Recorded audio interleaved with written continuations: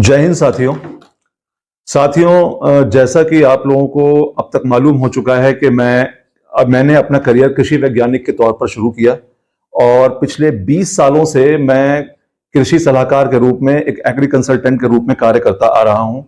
पिछले 15 सालों से मैं मेडिसिनल और एरोमेटिक प्लांट्स के खेती के संबंध में लोगों को जानकारियां देता हूं, इस क्षेत्र में कार्यरत हूं।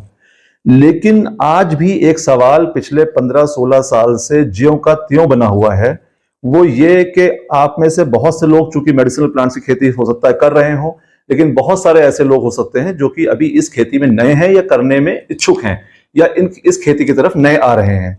समस्या वहां आती है जहां पर आपको मेडिसिनल प्लांट्स, चाहे वो एरोमेटिक हो या मेडिसिनल हो, उनके जब प्लांटिंग मटेरियल को आप खरीदना चाहते हैं, उसके बीज या पौध की खरीद करना चाहते हैं, तो बहुत से किसान भाइयों को ये मालूम नहीं होता है कि ये बीज से लगाया जाता है पौधा, फसल या सीडलिंग से, यानी कि पौध से लगाई जाती है। और इस चक्कर में वो बहुत सारे कई बार ऐसे ट्रेडर्स के संपर्क में आते हैं जो उन लोगों को सही राय ना देते हैं, और कई बार वो खुद सक्षम नहीं होते हैं ट्रेडर के किसान भाइयों को सही राय दे सकें। तो ये एक और बहुत बड़ा एक गेम चल रहा है, एक बहुत बड़ा धंधा बना हुआ है सिर्फ बीज और पौध बेचने का, और किसान भाइयों को बायबैक एग्रीमेंट और बायबैक के झांसे दे करके या उनको बता करके सिर्फ बीज और पौधा बेच करके लोग गायब हो जाते हैं। ये बहुत से लोगों की शिकायतें हैं। तो दोस्तों, आज के वीडियो में मैं आपके लिए कुछ इसी तरह की चर्चा लेकर के आया हूं कि जब भी आप मेडिसिनल प्लांट्स की खेती या एरोमेटिक प्लांट्स की खेती जब शुरू करने चलते हैं, तो जो उसके लिए बीज या पौध आपको खरीदनी होती है, उसकी पहचान कैसे करें, या वो किस मात्रा में या किस फॉर्म में लगाई जाती है, ये सब चीजें अगर आपको मालूम होंगी तो आप किसी गलत रास्ते पर नहीं जाएंगे और सही और अपने लिए बीज या पौध का चुनाव कर सकेंगे। क्योंकि देखिए, मेडिसिनल और एरोमेटिक प्लांट्स तो बहुत सारे हैं, सभी की चर्चा एक वीडियो के अंदर नहीं हो सकती है। तो मैं आज यहां कोशिश करूंगा कि कुछ सिलेक्टेड मेडिसिनल प्लांट्स और एरोमेटिक प्लांट्स जिसकी ज्यादातर खेती हो रही है और लोग बहुत तेजी से उसकी तरफ आ रहे हैं, हम आज उनकी चर्चा करेंगे। तो दोस्तों, वीडियो को शुरू करने से पहले अगर आप लोगों ने अभी तक मेरे चैनल को सब्सक्राइब नहीं किया हुआ है तो पहले एक काम कीजिए कि आप चैनल को सब्सक्राइब कर लीजिए और आज के वीडियो को ज्यादा से ज्यादा किसान भाइयों तक शेयर जरूर कीजिएगा, क्योंकि जितने ज्यादा किसान भाइयों तक ये वीडियो जाएगा उतना ही उनके लिए फायदेमंद होगा और सही जानकारी उन तक पहुंचेगी। तो चलिए शुरुआत करते हैं आज के हम वीडियो से। और सबसे पहले मैं जो आपके लिए फसल लेने जा रहा हूं वो है लेमन ग्रास। देखिए, लेमन ग्रास का जो मैंने भी पहले वीडियोस बनाए हैं, फार्मर के साथ भी बनाए हैं, और अपने लेमन ग्रास के अलग से अपने एक्सपर्टीज के बेसिस पे वीडियोस बनाए हैं, वो आपको मेरे प्लेलिस्ट में मिल जाएंगे चैनल की। और अगर आप चाहेंगे या मैं अपने डिस्क्रिप्शन में भी आपका उन वीडियोस का लिंक शेयर कर दूंगा। जब आप लेमन ग्रास की पौध खरीदने चलते हैं तो देखिए, एक बात सबसे ज्यादा जो ध्यान में रखने की वो ये है कि लेमन ग्रास का प्रोपेगेशन, यानी कि उसकी बुआई बीज से बिल्कुल भी नहीं की जाती है, क्योंकि बीजों का जर्मिनेशन बहुत खराब होता है, बीज जनरली मिलते नहीं है, और जो लोग कुछ बीज बेचते भी हैं कह करके वो बहुत महंगा बीज देते हैं और उसमें किसान भाइयों का नुकसान होता है। लेमन ग्रास की आपकी जो बुआई या रोपाई की जाती है वो इसकी पौध से की जाती है, और इसकी पौध को स्लिप्स, SLIPS, स्लिप्स के नाम से जाना जाता है। लेमन ग्रास स्लिप्स आपको खरीदनी होती हैं। जब आप लेमन ग्रास स्लिप्स खरीदने चलते हैं तो सबसे पहले बात आती है कि हम लेमन ग्रास स्लिप्स कौन सी खरीदें, या ये मान लीजिए कि कितनी लगाई जाती हैं। तो ये समझ लीजिए कि एकड़ के अंदर, 1 एकड़ में, हमेशा हम एकड़ में बात करते हैं, 1 एकड़ में लेमन ग्रास की 25,000 एवरेज स्लिप्स लगती हैं। ये कम और ज्यादा हो सकती हैं, आपकी मिट्टी, आपकी जलवायु, उसकी क्षमता के आधार पर। आप उसको 1.5 फीट बाई 2 फीट पे भी लगाते हैं दूरी, लाइन से लाइन और पौधे से पौधे की दूरी, और 2 बाई 2 पे भी लगाते हैं, और कहीं कहीं पर 2 फीट बाई 1 फीट पे भी लोगों को लगाते हुए देखा जाता है और अच्छी पैदावार मिलती है। लेकिन अगर आप कुछ भी लेकर के चलते हैं तो एवरेज आप मान के चलिए कि 25,000 स्लिप लगेगा आपका एकड़ के अंदर। अब यह बात आती है कि लगाना कौन सी है और कैसे खरीदना है उसको। यह ध्यान रखिए कि इस समय भारतवर्ष में 2 वैरायटीज ऐसी हैं जो सबसे ज्यादा पॉपुलर हैं। उसमें सबसे ज्यादा पॉपुलर वैरायटी, जो पुरानी वैरायटी है, वो है कृष्णा, और एक नई वैरायटी सीमैप के द्वारा डेवलप की गई, पहली भी कृष्णा भी सीमैप के द्वारा डेवलप की गई है, वो है सिम शिखर। इन दोनों वैरायटीज को आप लगा सकते हैं, लेकिन इसको लगाने के लिए आपको ध्यान देना पड़ेगा कि आपकी जलवायु और वातावरण और आपकी मिट्टी स्पेशली किस तरह की है। कृष्णा वैरायटी जो है वो आपको तब लेनी है, अगर कोई आपको किसान भाई लेने जाते हैं और कोई भी आप जिससे खरीदते हैं वो आपको अगर कृष्णा देता है, तो आपको ये पता होना चाहिए कि आपके लिए कृष्णा वैरायटी सही होगी भी या नहीं होगी। तो कैसे वैरायटी का चुनाव करना है? देखिए, कृष्णा वैरायटी उन जमीनों के लिए है जहां पर जमीन थोड़ा सा हैवी है, यानी कि बालू की मात्रा उसमें कम है, पानी का थोड़ा सा रिटेंशन जो है, पानी उसमें रुकता है, रिटेंशन ज्यादा है, या आपका मान लीजिए कि इरिगेशन की फैसिलिटी आपकी अच्छी है, पानी में अच्छी खासी नमी, मिट्टी में नमी बनी रहती है, ऐसी जमीनों के लिए कृष्णा वैरायटी सर्वोत्तम है। अगर आपकी जमीन बालू है, हल्की मिट्टी है, पानी का प्रॉब्लम है, उन इलाकों में बारिश ज्यादा नहीं होती है, सिंचाई की अच्छी व्यवस्था नहीं है, ड्राई लैंड एरियाज हैं, रेनफेड अगर आप फार्मिंग कर रहे हैं, तो आपको चुनाव करना है सिम शिखर का। उन परिस्थितियों में सिम शिखर आपको ज्यादा अच्छा मुनाफा देगी, ज्यादा अच्छे नतीजे देगी कृष्णा वैरायटी के मुकाबले में। लेकिन अगर आपने सिम शिखर को ऐसी जगह लगाया जहां पर मिट्टी भारी है, जहां पर आपका पानी का जमाव हल्का फुल्का होता है, या जहां पर अच्छी बारिश होती है, तो वहां पर सिम शिखर का उत्पादन आपको बहुत अच्छा नहीं मिलता है। तो ये मेन खास बात है लेमन ग्रास में कि आपको सिम शिखर और कृष्णा दोनों में से जो वैरायटी चुननी है वो अपनी मिट्टी के अनुसार और अपनी जलवायु वातावरण, यानी कितनी बारिश होती है, पानी की कितनी अधिकता है, या कितना वहां पर स्ट्रेस है पानी का, उस हिसाब से। तो अधिक स्ट्रेस में सिम शिखर, और पानी का स्ट्रेस नहीं है तो आपको लेना है वहां पर क्या नाम है, कृष्णा वैरायटी। अगर हम बात करते हैं कि दोनों सिम और शिखर और कृष्णा की पहचान कैसे करेंगे, देखिए सिम, शिखर और कृष्णा की आप पहचान नहीं कर सकते। एक चीज और इसमें मैं आपको बताना चाहूंगा, जो सिम, शिखर और कृष्णा की जो पहचान है वो सिर्फ आप लेबोरेटरिकल टेस्ट से कर सकते हैं कि उसमें कितनी ऑयल की मात्रा है। जो सिम शिखर का ऑयल और उसका सिट्रल कंटेंट है, और जो कृष्णा वैरायटी का सिम शिखर और उसका जो सिट्रल कंटेंट और ऑयल कंटेंट है वो अलग अलग होता है। तो अगर आपको उनके कैरेक्टरिस्टिक्स मालूम है, अगर आप उसको लैब में टेस्ट कराते हैं, तो आपको पता चल जाएगा कि आप जो प्लांटिंग मटेरियल खरीद रहे हैं वो सिम शिखर का है या कृष्णा का है। लेकिन अगर आपको जो मुझे बात सबसे पहले बतानी थी वो मैं अब बता देता हूं आपको, जो रह गई थी, वो ये कि लेमन ग्रास दो तरह की होती है, एक ईस्ट इंडियन यानी कि पूर्वी भारतीय, और एक वेस्ट इंडियन यानी पश्चिमी भारतीय। आपको जो लगाना है वो ईस्ट इंडियन लेमन ग्रास लगाना है। आप चाहे कृष्णा वैरायटी खरीदें, चाहे आप सिम शिखर खरीदें, ये सारी ईस्ट इंडियन वैरायटीज हैं और ईस्ट इंडियन लेमन ग्रास की वैरायटीज हैं। और इनका जो नीचे से स्टोलन यानी कि तने का जो पार्ट होता है, नीचे का जो बॉटम पार्ट होता है, ये हल्का सा पर्पल बैगनी नीला रंग लिया हुआ होता है। तो ये कोई कृष्णा की पहचान नहीं है, ये सभी ईस्ट इंडियन वैरायटीज की पहचान है।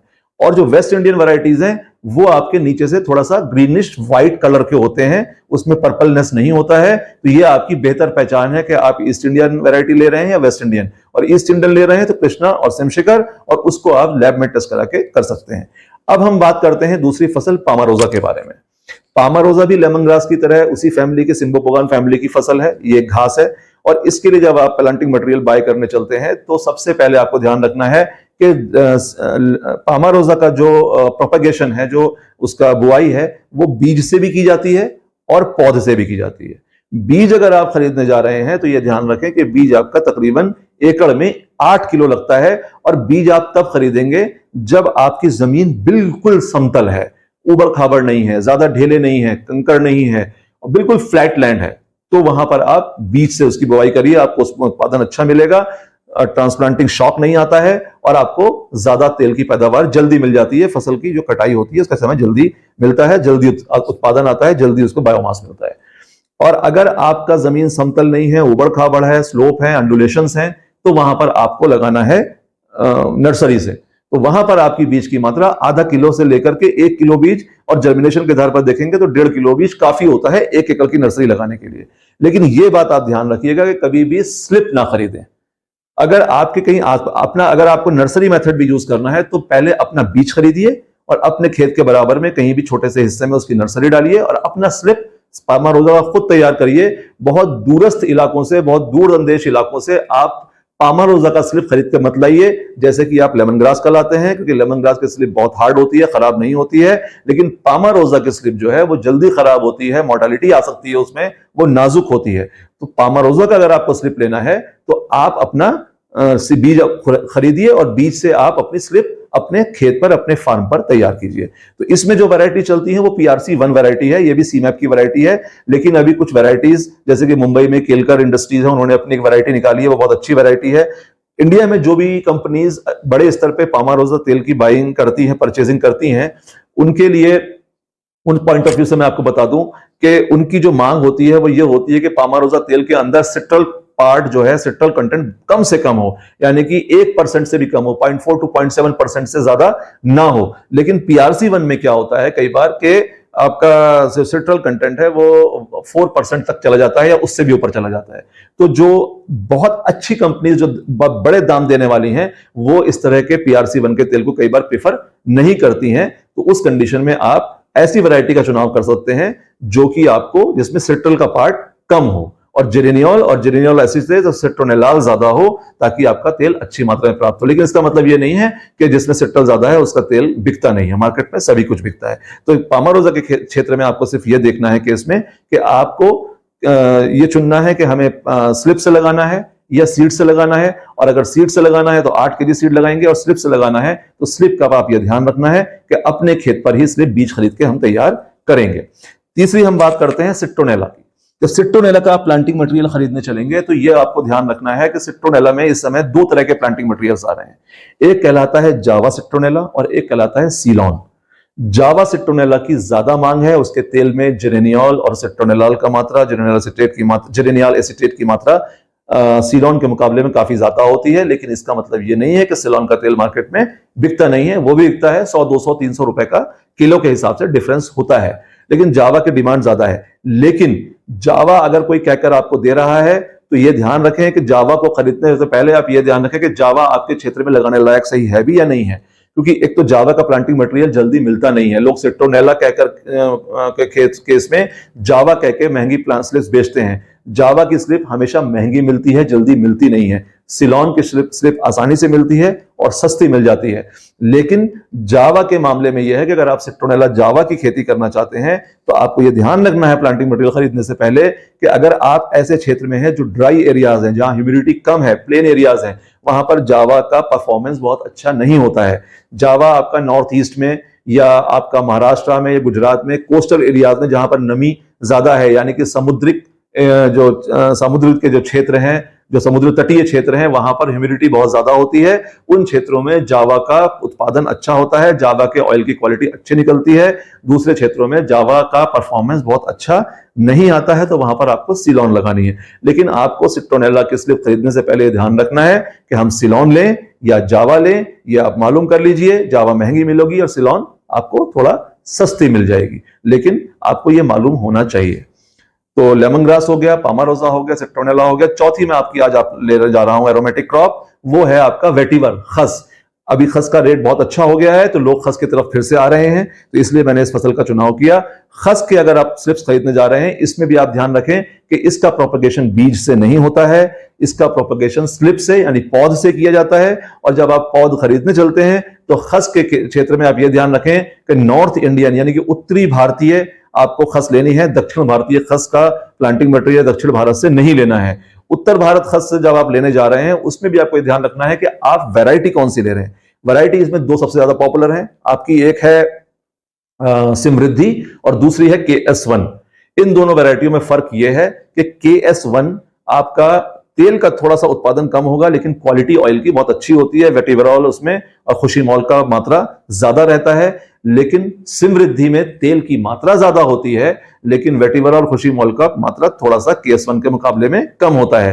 लेकिन दोनों वैरायटियों में से जिसका भी आप चयन करेंगे, ओवरऑल आपको जो प्रॉफिटेबिलिटी है आपकी तकरीबन उतनी ही रहने वाली है। लेकिन आपको पता होना चाहिए कि आप कौन सी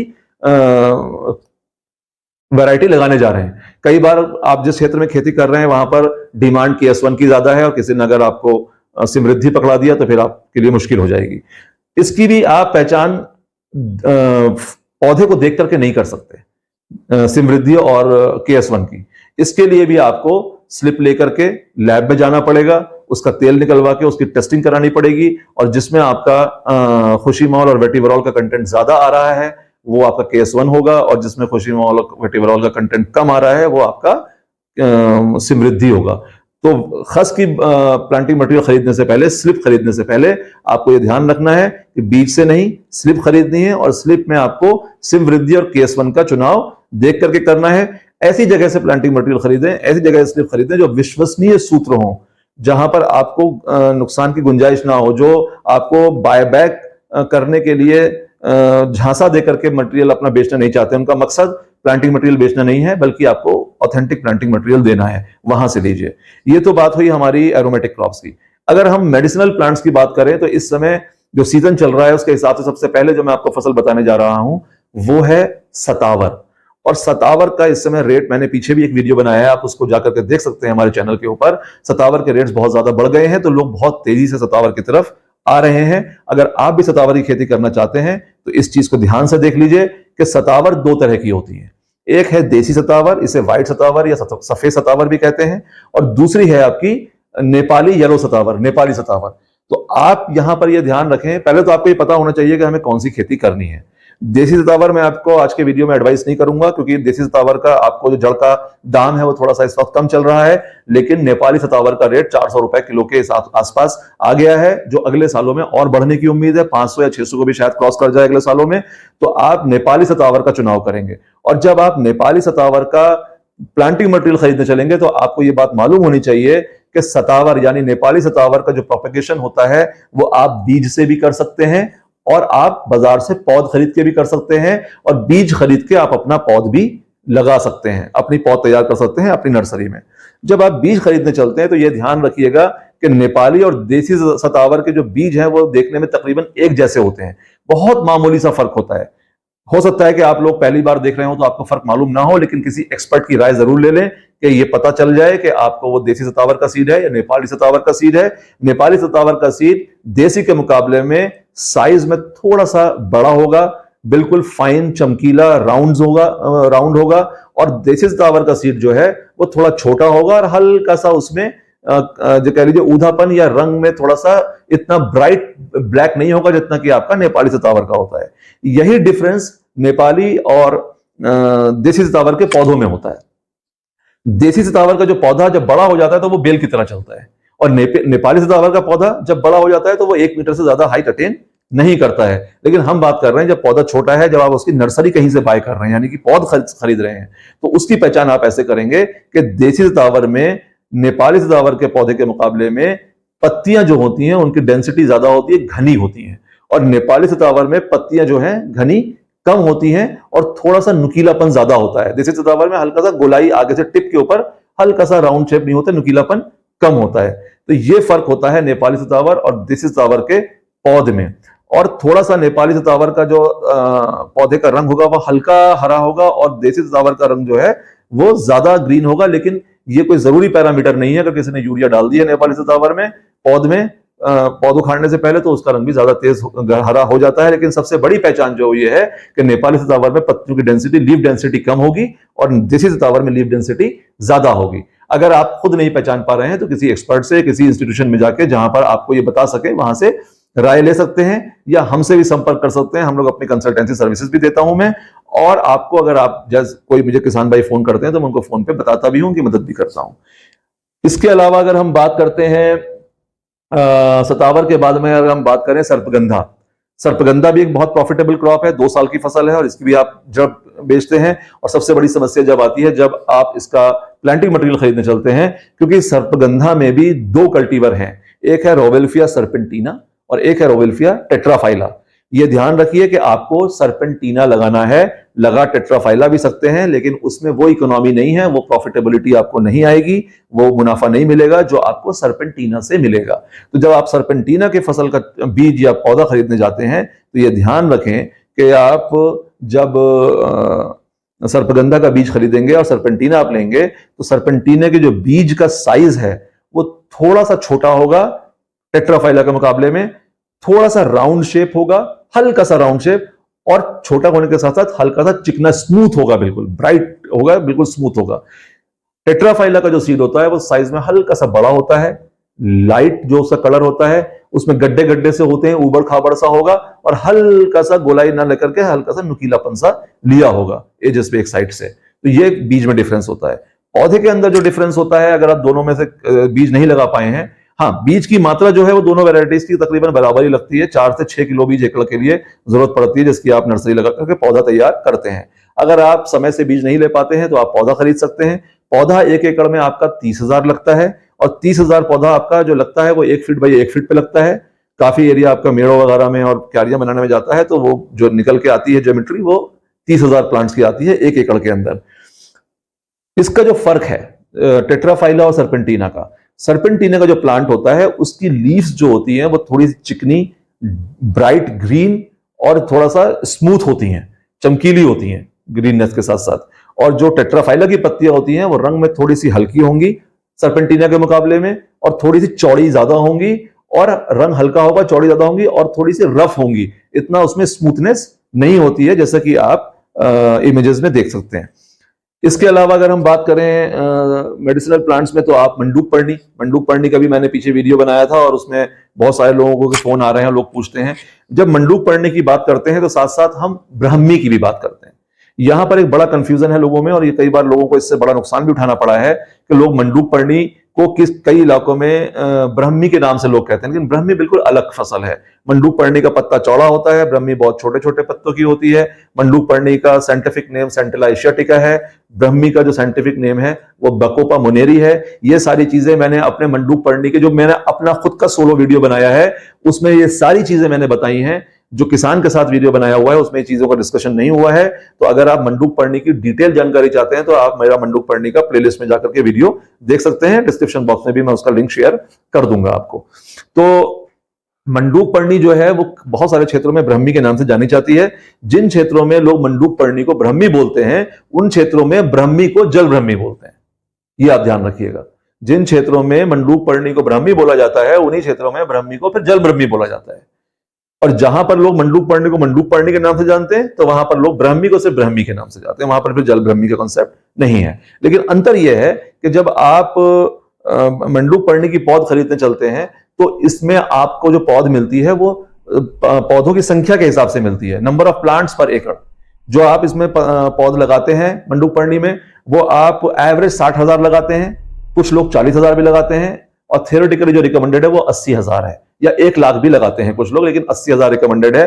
60,000 या 40,000 इसलिए कहा जाता है कि ये बहुत तेजी से मल्टीप्लाई होता है, और अगर आप 80,000 या 1 लाख प्लांट्स पर एकड़ लगाएंगे तो वो आपको बहुत महंगा पड़ेगा।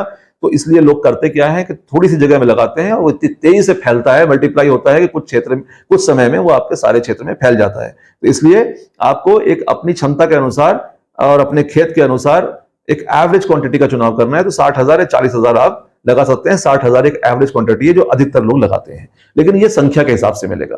लेकिन जब आप ब्राह्मी का पौधा खरीदने जाते हैं, ब्राह्मी का प्लांटिंग मटेरियल खरीदते हैं, तो ये ध्यान रखिएगा कि वहां पर पौधों की संख्या के हिसाब से ब्राह्मी का पौधा नहीं आता है, वहां पर तोल के हिसाब से आता है, किलो के हिसाब से आता है, और 1 एकड़ में तकरीबन 15 क्विंटल एवरेज है।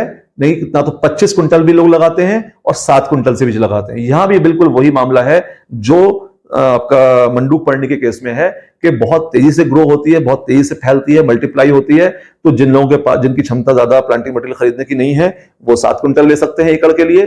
जिनकी क्षमता ज्यादा है तो वो 25 क्विंटल भी ले सकते हैं। नहीं तो एक बीच का रास्ता यह है कि आप एवरेज 15 क्विंटल 1 एकड़ के हिसाब से खरीद करके लगा सकते हैं। तो ये हुए मंडूक पर्णी और ब्राह्मी की बात, ये आपने सुन लिया।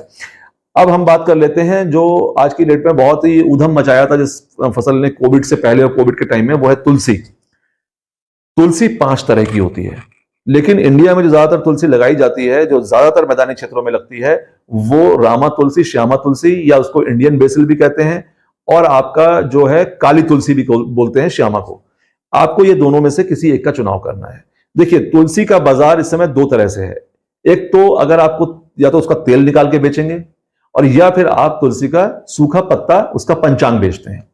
यह ध्यान रखिए कि जब आप तुलसी का सूखा पत्ता, ये मैंने अपने पिछले कुछ वीडियोस में शेयर की है ये बात, अगर आप तुलसी का सूखा पत्ता खरीदने जा रहे हैं तो फिर आपको ये सूखा पत्ता बेचने जा रहे हैं, आपको सूखे पत्ता बेचना है, इस नियत से आप अगर तुलसी की खेती करना चाहते हैं तो फिर आपको ये परेशान होने की जरूरत नहीं है कि हम सिम सौम्या, जो कि रामा की वैरायटी है, या सिम श्यामा की जो वैरायटी है, सिम आरोग्य या सिम आयु, उनका हम लें। वो सीड आपको महंगा मिलेगा और कई बार वो सीड प्योर मिलता भी नहीं है, मिलावट होती है उसमें। तो ये आपको वैरायटी के लिए परेशान होने की जरूरत नहीं है बिल्कुल। अगर आप पत्ता बेचने के, पंचांग बेचने की नियत से खेती करने जा रहे हैं, आपको मिक्स सीड मिल रहा है, आप मिक्स लीजिए और सस्ता मिलेगा वो आपको बहुत, और वो आप उसको पत्ते की नियत से लगाइए।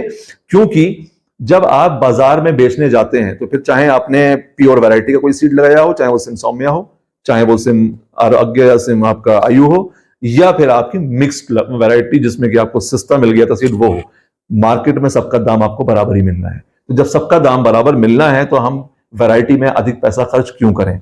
लेकिन अगर आप तेल का उत्पादन करने जा रहे हैं, तेल की थोड़ा सा बायर्स कम मिलते हैं, लेकिन तेल का दाम भी अब बहुत तेजी से आगे बढ़ रहा है। तेल की मार्केट फिर से उठ रही है, बीच में तेल का दाम अच्छा नहीं मिल रहा था। तो जिन किसान भाइयों के पास तेल बेचने की सुविधा है या वो हमसे संपर्क करते हैं, अगर वो तेल करना चाहते हैं या मशीन लगाना चाहते हैं, क्योंकि तेल हर कोई नहीं निकाल सकता, तेल निकालने के लिए तुलसी में से उसकी मशीन लगानी पड़ती है, उसका डिस्ट्रीब्यूशन यूनिट लगाना पड़ता है। तो जो लोग ये कर सकते हैं उनको ये ध्यान देने की जरूरत है कि मिक्स सीड भूल के भी मत लीजिएगा, वहां पर आपको प्योर वैरायटी लेनी है।